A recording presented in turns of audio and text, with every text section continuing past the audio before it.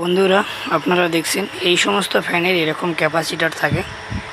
তো এখন আমাদের কাছে সেটা স্টক না থাকায় আমরা এই রকম ক্যাপাসিটার কিভাবে সেট করব। তো এখানে তো জায়গা নেই, এখানে সেট হবে না। যদি আমরা এখানে এটা দিয়ে দিই তাহলে আমাদের যে এই কভারটি আছে এই কভারটি কিন্তু বসবে না।